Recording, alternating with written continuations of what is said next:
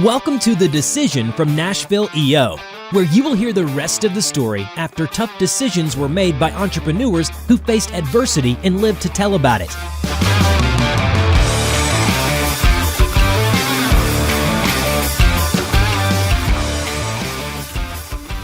Welcome to The Decision, the podcast by EO Nashville, by and for entrepreneurs, where we talk about all things entrepreneurship.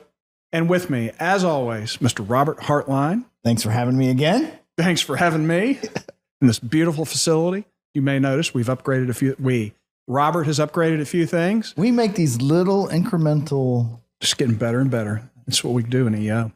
And we're very fortunate today to have Mr. Tony Hatchell, fellow EO member. Welcome. Thank you. So I think we've maybe met in person before, but we had a good conversation right before this.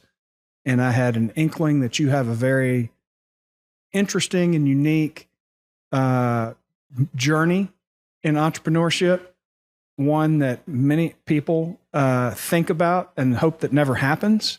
And you have experienced it. I'm just going to turn you loose and let you talk about what that has looked like. You mean when I dropped out of EO for a while? Yes. And why I dropped out of EO for a while? Exactly. Okay, yeah. When did you start EO, by the way? I started, I think, in 2000, maybe 2001, something like that. It was a long time ago. I was in Kingston Springs. That's all I remember. I remember getting accepted. It's pretty small then. Rob Stevens was pretty active. Bill Kimberlin. I mean, I think there was only like 40 or so people in EO at the time, so it was pretty small. And I was pretty excited to finally hit the $1 million in revenue. I remember that. And I, by the way, I'd been friends with Rob Stevens for quite some time before I even found out about EO. We had some mutual friends, and we rode dirt bikes together and stuff. And I knew he was an active participant, and I was in business. So I was kind of excited about meeting the threshold. So anyway, and I had been in business for 18 years. 08 was pretty rough. Did kind of like I always called myself the Miami Sign King. I did every high rise in Miami, Florida. And we worked on some really awesome projects. But when the economy tanked in 08, we took some major hits. Developers ran for the hills. They didn't pay their bills. We had a lot of delivered product on the ground. And ultimately, I knew how to grow a company, but I had no idea how to deconstruct one. So I was optimistic. I kept all my staff, all my benefits. God, it was so dumb. And I knew I was in trouble. And I was actually going to people and say, listen, I'm in a lot of trouble here. And everybody thought, oh, you'll get through it. It was the same old thing. I guess people looking on the outside. And I was like, no, I'm really in trouble here. I don't think I'm going to be able to survive this. And I ended up, the bank was on me pretty hard, and I was out of compliance. And anybody that was out of compliance during that time, you were toxic. You were a toxic asset. So I went to my dad, who was actually ready to help me. And you're in trouble if you go to my father and ask him for anything. So he ended up offering me a building, one of his buildings that he rented out as collateral. So I went to the bank. The bank agreed to it.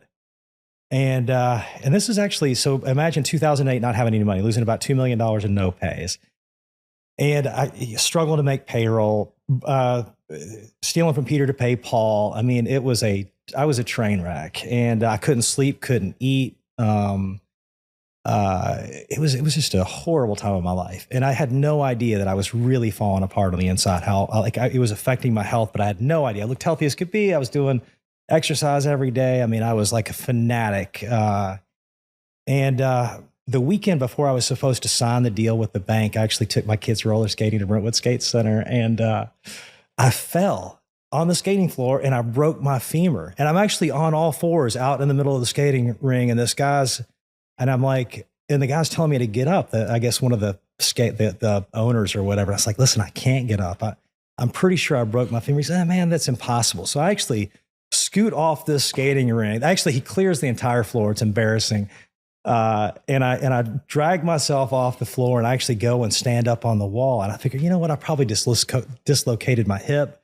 So I stand up and I try to, jam my foot into the ground. I was like, no, man, it's broken. You're going to have to call the ambulance. So the ambulance came. Everybody thought I had a heart attack or something, but I didn't. And then that was on a Saturday, had surgery on a Sunday, was out of the hospital on Monday, was back at my desk that Tuesday. And I thought, man, and I woke up from surgery and the doctor goes, man, you've got something really wrong with you. You got your bones are like chalk. You got the bones of like a 90-year-old man. So you need to figure out what's going on. And I thought, oh my God. So I thought I'm sick and I'm dying, right?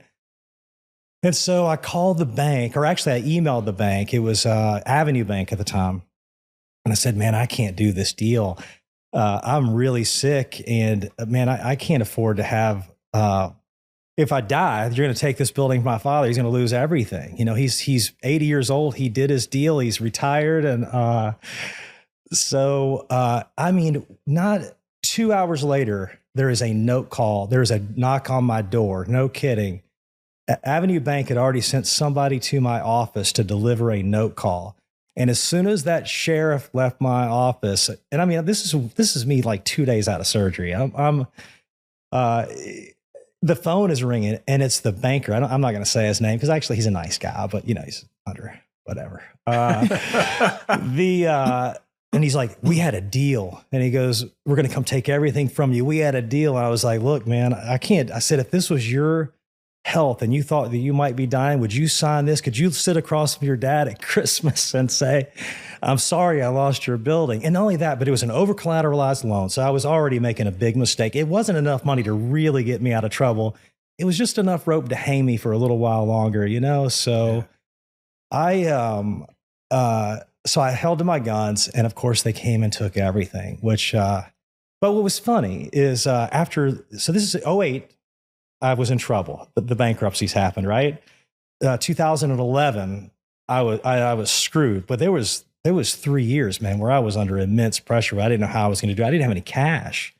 And not only that, if you recall, everybody was giving work away. So I couldn't even get the margin to dig myself out of it, right? I was just trying to keep things busy, just trying to keep my crew busy. And so, of course, the very first night there, I walked around and I was at peace. Like after the bank called my note, I was pacing on crutches. And literally, I just remember standing in the bathroom and I looked in the mirror and I thought, oh my God, finally, I'm done. I am absolutely done making any choice. I don't have to make any more decisions. They're coming to get all my stuff and I will figure this out. And really, from that point on, my body started to heal. It took about a year and my bone density got back to normal. But I'm going to tell you, cortisol made my bones like chalk. It's just stress. It is unbelievable. Like stress. So it really took me about a year. A guy that's in EO, actually, Scott Snoyer, came in and offered me a job. I brought my book of business with me. It was a good place to land, but not a good fit for me. And I appreciate it to this day. I think at that time he was kind of glad I was there because I brought a nice book of business with me. And, but man, I was miserable. So, I did that for about a year and a half total and then jumped back out and got another company off the ground. And, what's funny is one of my big clients, Light Point Hospitals, called me, and said, hey man, we got something that we kind of got screwed up on at our corporate headquarters. And we're the only guy we think is dumb enough to say yes to do this project. And it was an architect there. And I actually spent a couple of days, trying to figure out how to do this project. And I said, after a few days, and I figured this thing out, I said, yeah, I can do this. And I said, but I don't know how much it's going to cost. I'm going to bill you every 2 weeks and you're just going to have to pay it. And I'm not going to estimate the job. It was building these things called magic doors, it sounds kind of complicated, and it was. Took about 6 months and about $250,000, and we got them built. And the rest is history. And then they let me broker jobs until I could get my own equipment and started building it. So it was really a company that I should have been toxic to, right? Like you went bankrupt, the only good thing that happened during all that, they were my client. is I made sure that every project got finished. Every project landed somewhere. If I was in the middle of something, and we took it all the way to the end. So I didn't walk away from it, didn't hide from anybody. And so if you're going to go out like burning in flames to nothing, I think I did it the right way, because really everybody came back. HCA took a long time to get back, but everybody else came back really quick. So, So the skate center incident saved my life. That really ultimately saved my life. Yeah. Because I would have signed the note. Probably signed the note. Yep. Oh my God, I would have signed the note. And you were still You fought it.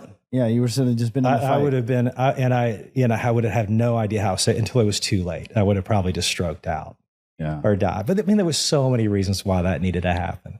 I mean, I in so many ways, I needed a reset in every part of my life. And it was just a blessing all the way around. It's the best thing that ever happened to me. I moved in with my mom. I was 40 something years old. That was humbling. But thank God I had a place to go. I was not behaving. I was medicating with women, booze,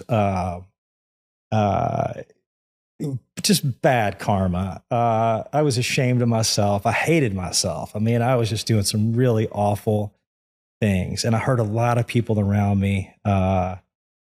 And it got my attention enough where I got into some therapy. I actually went to therapy for a long time to figure out why the hell I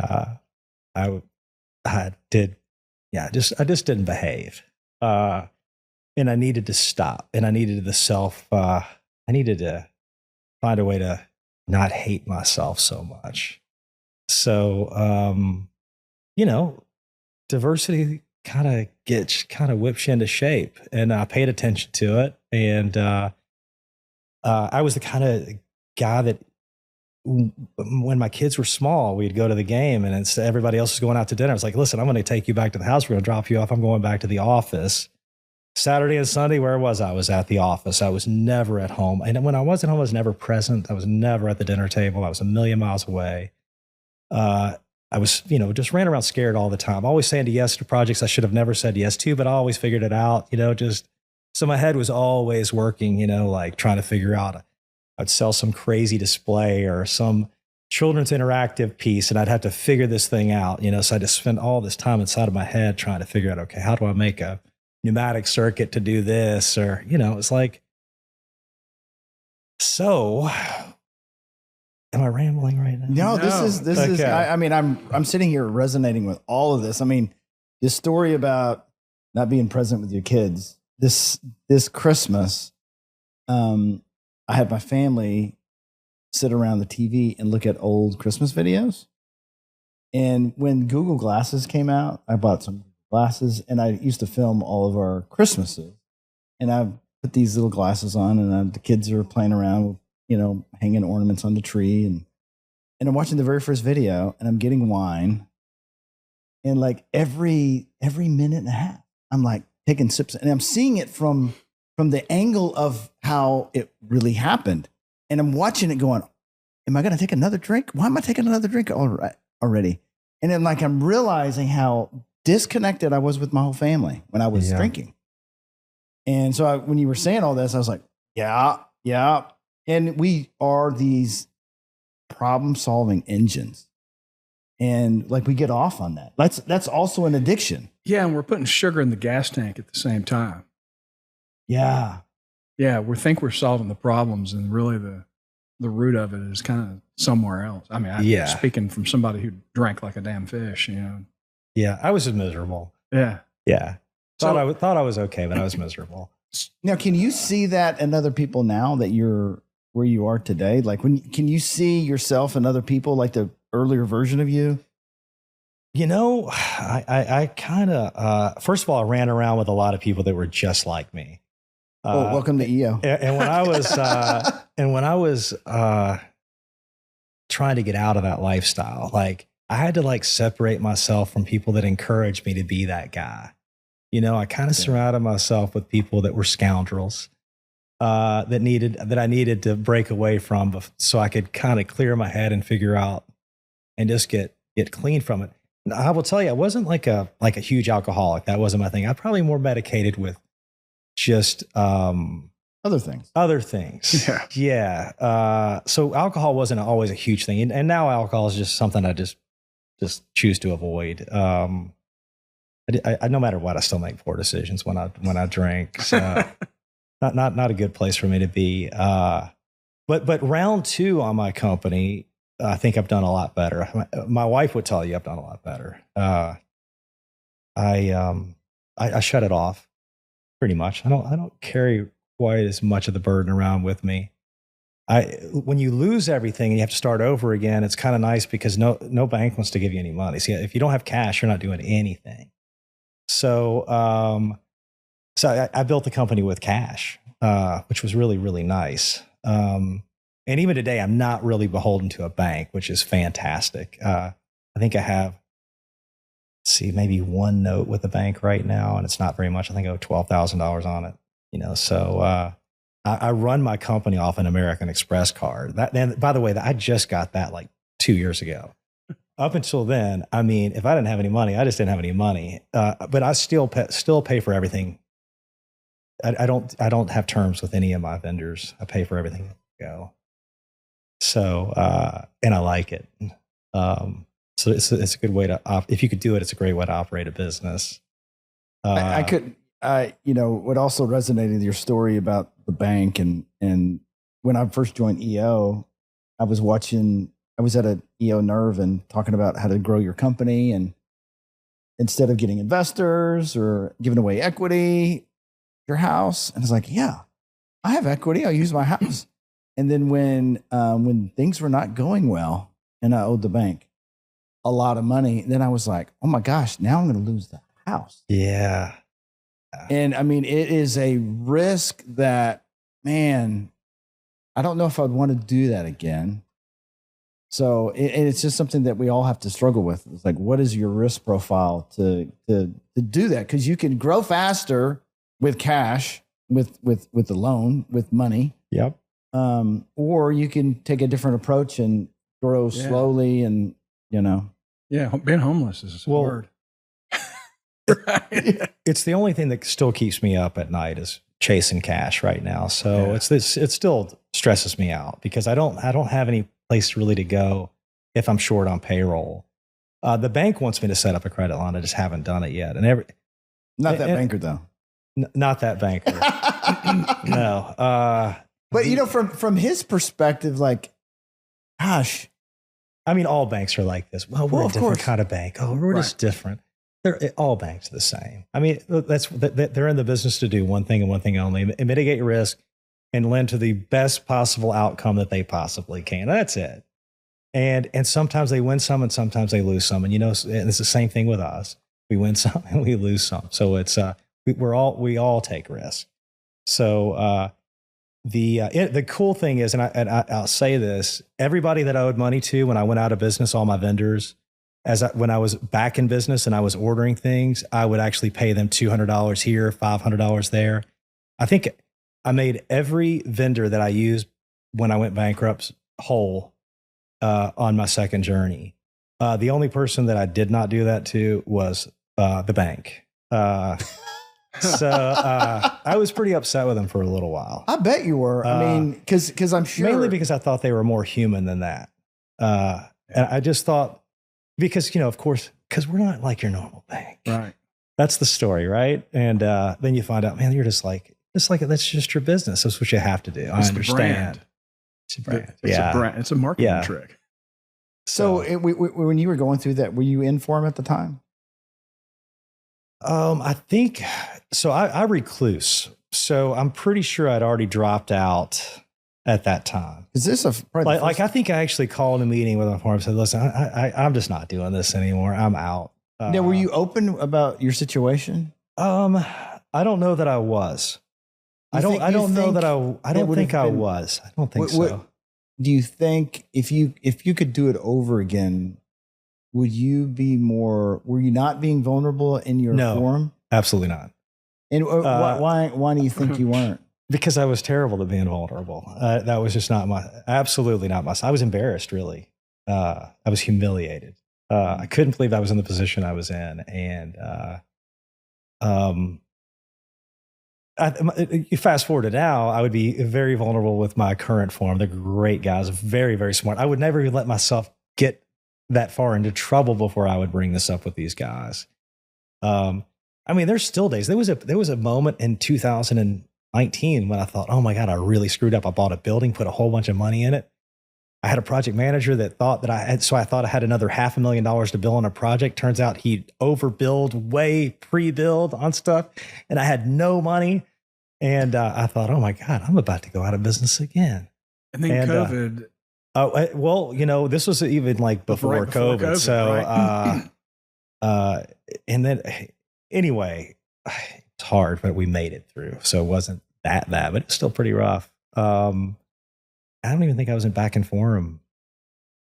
I don't know. Well, I can't even try. Nothing. Everything. It's hard to keep everything blurs. But the reason I think this is important is I think a lot of people have formates who drop out.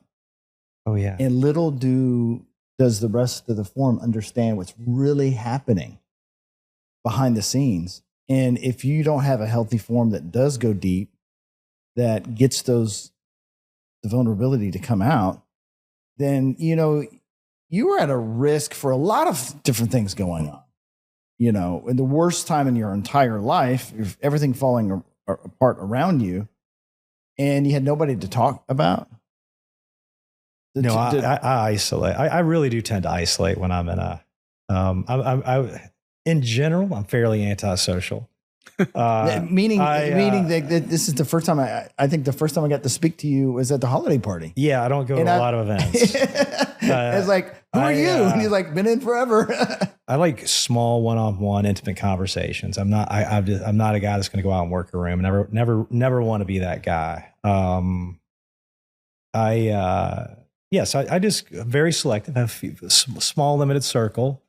It's hard to make time for a lot of people to come in. So I just, I've got a few people in my life that I kind of keep close, but other than that, I'm pretty reserved, pretty quiet. Even if Jess, my wife, she's very social. So, and thank God she lets me just kind of blend into the background. And so I let her go do her thing and have all the fun she wants to with that. But what's funny is I'm wearing off on her, and the older she gets, the more she starts to think that I got a pretty good plan. So she's less active out there on the social butterfly scene than she used to be. What advice would you give a new EO member starting EO and how to navigate? I am the worst one to ask that question. God, I didn't utilize the tool. You know what? I wish I would utilize the tools more, and that is the truth. I wish that I was more engaged in the system. I would love to find more time to spend So I'll back up a little bit. Right now, I'm in the process of hiring my replacement, and eventually it'll stick, and someone won't leave, and my company will not suck me back in. But I am looking forward to the day when, in the middle of the day, I can get out freely, not worry about my phone, and actually sit down and listen to some of these great speakers that come in, which is fantastic. I know that I'm going to make time for the Ryan Holiday speaker. I think his books are great. I'm all about the Stoics, and I think it's just important to make time for some of the really smart people that come in and talk. I'm still, no matter what, I'm not this big, never got a lot out of the big social interaction that happens before or after a meeting. But I do think we have some really smart people that come in and talk to us. And I should take, if anything else, I think they should take advantage of going to see that stuff. And then make sure, and the most important thing is just make sure your forum actually has good chemistry, like really good chemistry, because that's probably, that is where I get my value. I never want to miss a forum meeting. I can't wait for my forum retreat. It's coming up at the end of this month. We don't talk a lot of business anymore. We're all getting old. We talk about health now, where we ache, where we ache, where what doesn't work. Yeah. And luckily I've known all these guys for years and years and years. So I was in EO for a number of years. probably 8, dropped out for 5 or 6 or something like that. And I'd have been back in, I think, since 2017, maybe.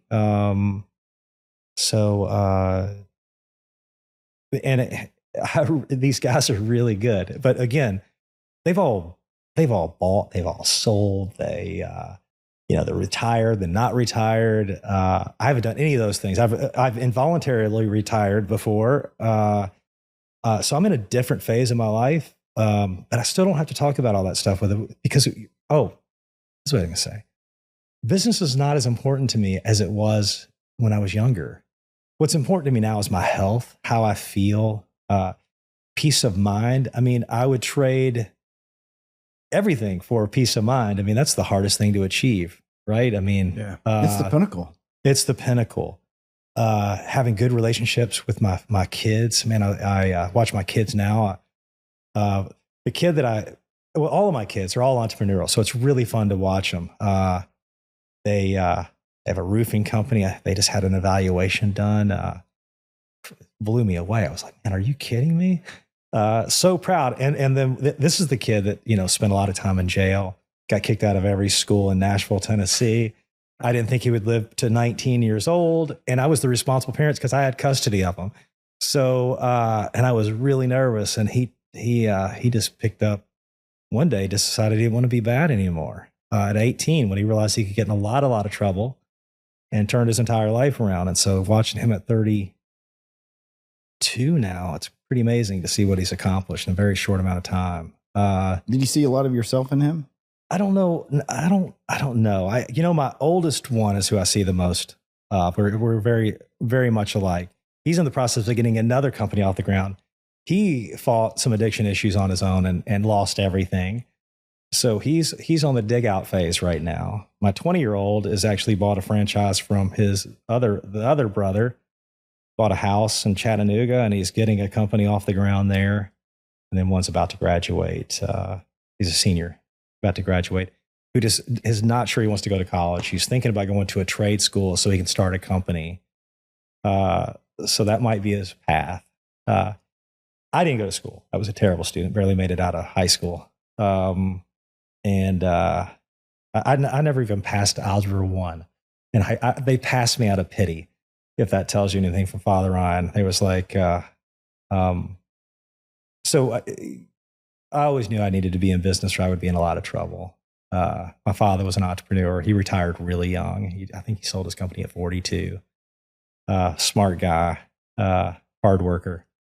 Cheap as the day is long, still cheap. But I learned a lot. I learned a lot of good stuff from him. Actually, I learned how to build stuff. He was a fabricator. So, yeah, I think I got off on the wrong tangent. Don't want to get me back in. No, that's terrific. Yeah. Tony, go ahead. Go ahead. I was just going to say, I remember where we started. EO. I think getting the right forum and the right chemistry, that you're kind of all in the same place, is kind of a nice forum to have.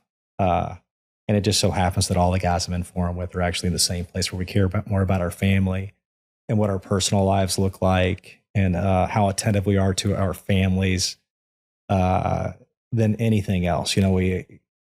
That's added more value to my life than I think anything right now, as far as, because if that side's right, everything else kind of takes care of itself, even in business.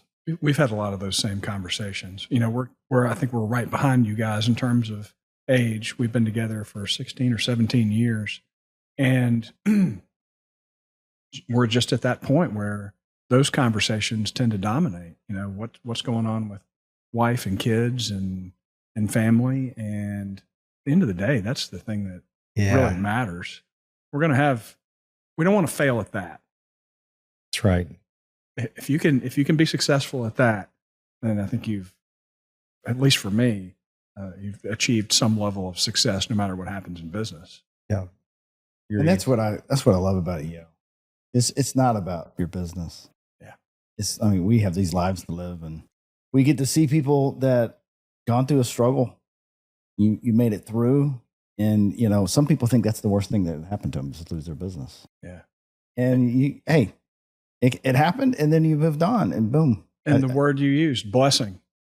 It's great to be able to look back at that and have learned some things and be able to appreciate what you overcame and use it for good. So thank you for sharing the depths.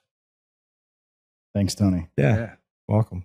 If you are an entrepreneur in Nashville, Tennessee, please visit eonashville.com and learn how over 350 other entrepreneurs in Nashville get together in what we call forum and community and tell stories about what's working, what's not.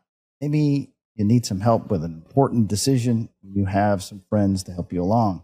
Please visit eonashville.com. Thanks again, and have a wonderful rest of your week. Thanks for listening to the Decision Podcast by Nashville EO. We'll see you again next time, and be sure to click subscribe to get future episodes.